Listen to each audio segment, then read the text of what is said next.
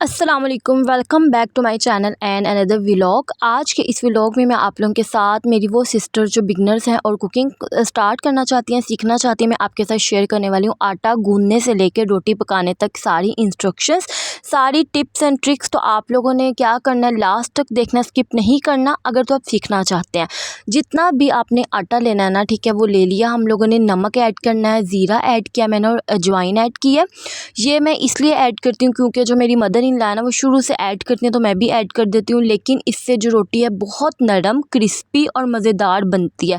अगर आपके छोटे छोटे बच्चे हैं ना, अगर आप उसको इस आटे का पराठा बना कर दें, रोटी बना कर दें, तो वो सिंपल जो है ना, सिंपली खा सकते हैं इसको।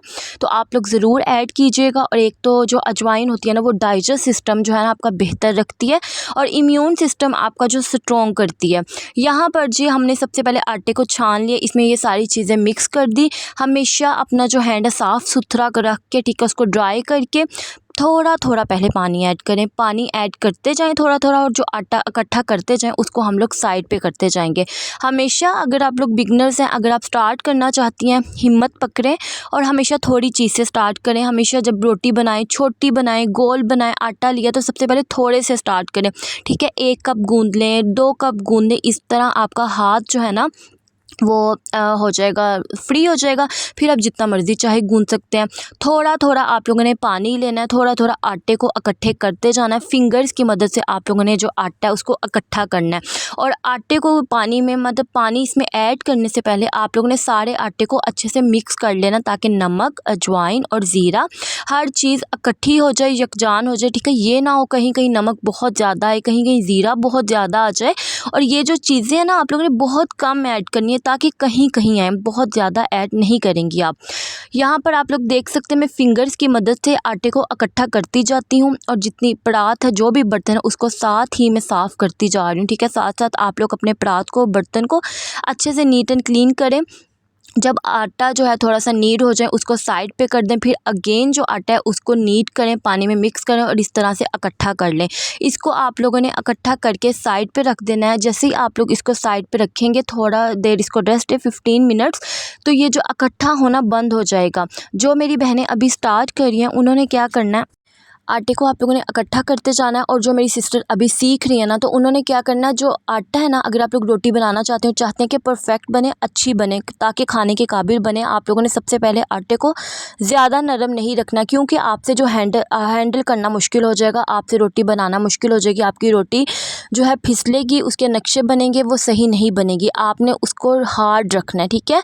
जो बना बना के एक्सपर्ट हो चुकी हैं, वो आटे को नरम मुलायम रख सकती हैं, ठीक है। गंदम का आटा हो या कोई भी आटा हो, आप लोग उसको नरम रख सकते हैं, ठीक है, अगर आप लोग उसको हैंडल करना सीख गई हैं।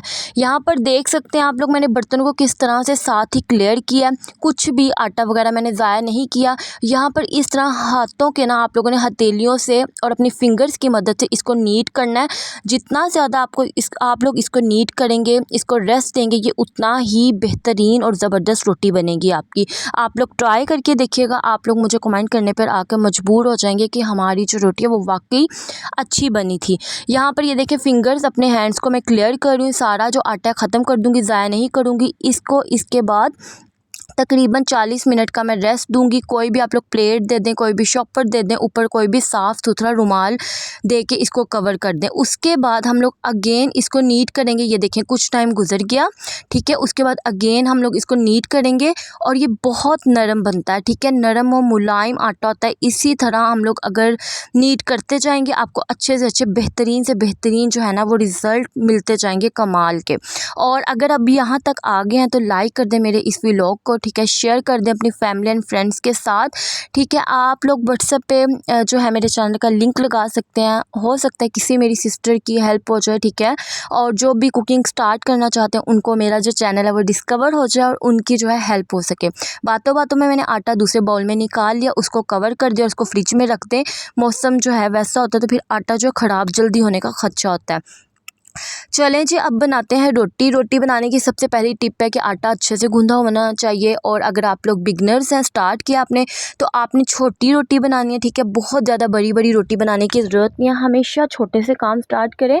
छोटा सा पेड़ा लें, बहुत कम आटा लें, ठीक है। इतनी रोटी बनाएं कि आप लोगों से हैंडल हो सके। उसको बड़ी कैसे करना है आप लोग ने, मैं बताती हूँ। सबसे पहले ये देखें, इस तरह फिंगर्स की मदद से इकट्ठा करें और फिर थंब अपने अंगूठे की मदद से इस तरह से आप लोग इसको शेप देते जाए राउंड की तरफ। ये नीचे से बिल्कुल इक्वल हो जाएगा।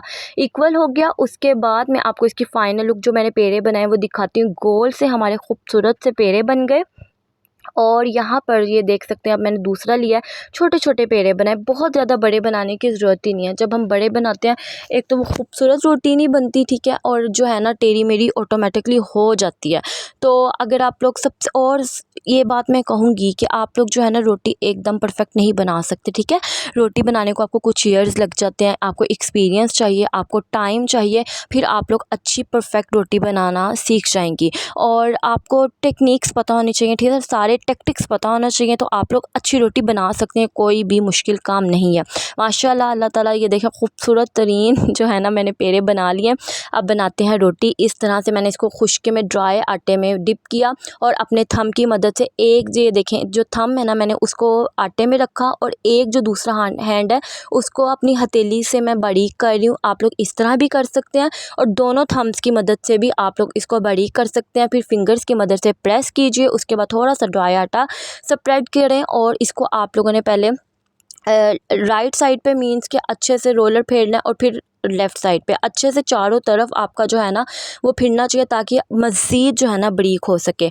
अगर आप लोग चाहते हैं आपकी रोटी अकड़ी ना बने, आप लोगों ने इस तरह से इसको अच्छे से बेलने के बाद अच्छे से आप लोगों ने इसको छानना है। मीन्स के वो क्या कहते हैं, अलट पलट करना है, ठीक है। वो वर्ड मेरे जहन में नहीं आ रहा। मीन्स के अच्छे से ना इसको आप लोगों ने छानना है, इसको बारीक करने के लिए। फिर आपकी जो रोटी है ना वो बहुत ज़्यादा मोटी नहीं बनेगी और क्रिस्पी भी नहीं बनेगी। वो होती है ना हार्ड रोटी हो जाती है बनाने के बाद, पापड़ बन जाता है, वो नहीं बनेगी। आपकी रोटी नरम बनेगी। आप लोगों ने ज़्यादा बेलना नहीं है, सिर्फ इतना बेलना कि जो बारीक किनारे हो जाए। किनारे बारीक होने के बाद आप लोगों ने अपने हैंड्स की मदद से इसको बारीक जो है ना और मज़ीद करना, फैलाना है। अच्छा, यहाँ पर हम लोगों ने जो तवा है ना 15 मिनट पहले बारीक हल्की आग करके ना, फ्लेम करके हम लोगों ने ऑन कर देना है।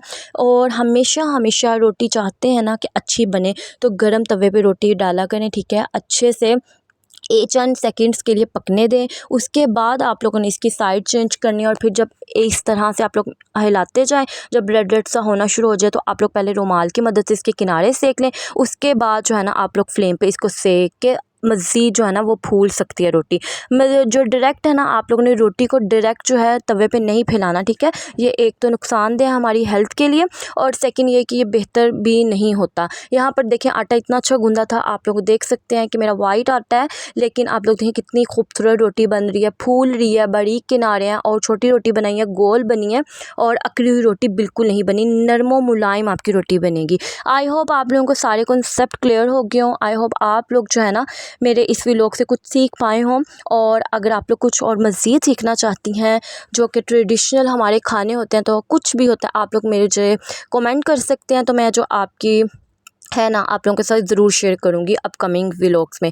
ठीक हो गया जी, मैं आपको दिखा रही हूँ। अब रोटी ज़बरदस्त खूबसूरत सी बन गई, नरम रोटी बनी है, बिल्कुल नरमो मुलायम।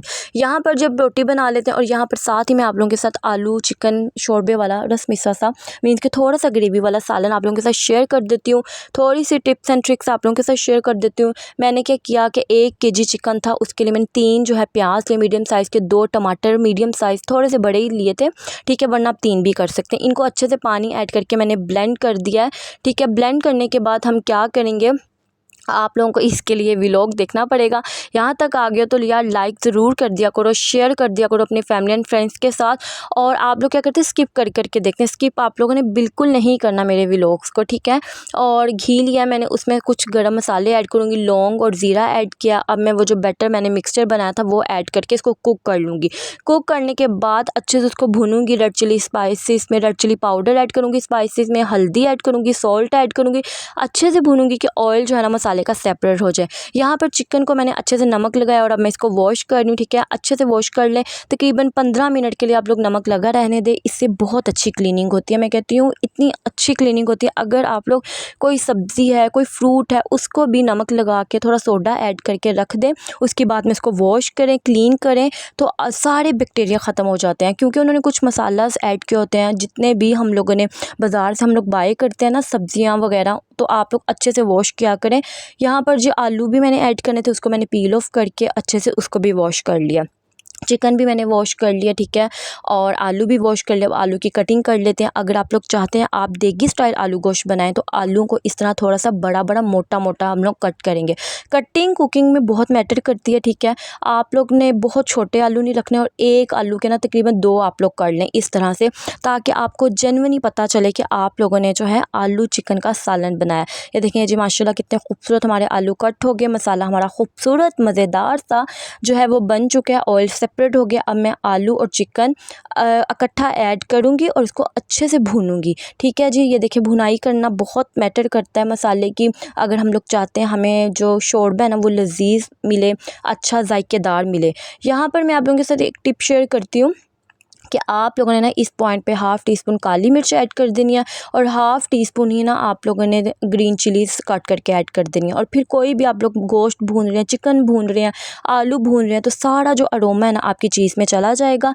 आलू मैंने इसलिए पहले ऐड किए हैं क्योंकि मैं चाहती थी कि आलू में अच्छा सा जो है ना कलर चला जाए, इसलिए मैंने आलू ऐड करके इसको चंद सेकेंड्स के लिए भूनूंगी। फिर अगेन मैं चिकन ऐड करूँगी। चिकन को ऐड करने के बाद मैं हाई फ्लेम पे इसको अगेन भूनूंगी। फिर जो मैं पानी जो है ऐड कर दूंगी, जितनी मुझे ग्रेवी चाहिए, जितना मुझे शोरबा चाहिए। हमेशा याद रखा करें कि आप लोग अगर चाहते हैं कि शोरबा परफेक्ट बने, उतना ही पानी ऐड करें जो बोटी या चिकन जो आलू है ना वो डिप हो जाए, ठीक है। थोड़ा थोड़ा नज़र आए, थोड़ा थोड़ा बिल्कुल नीचे डिप हो जाए। उसके बाद ये होगा कि वो कुक करेंगे और वो हाफ़ रह जाएगा, और बहुत जो है लजीज शोरबा रेडी होगा, क्योंकि चिकन का टेस्ट, आलू का टेस्ट आपके शोरबे में शामिल हो जाएगा। आई होप आप लोगों को मेरा आज का व्लॉग अच्छा लगा हो। अच्छा लगा तो मुझे ज़रूर बताना, कमेंट करके ज़रूर बताना, स्किप करके बिल्कुल मत देखना। चलें जी, अब मैं मिलूँगी अच्छे से नेक्स्ट व्लॉग में, रेसिपी में। तब तक के लिए अपना और अपने अपनों का ख्याल रखिएगा, और अपनी इस बहन मारिया को दुआ में याद रखिएगा।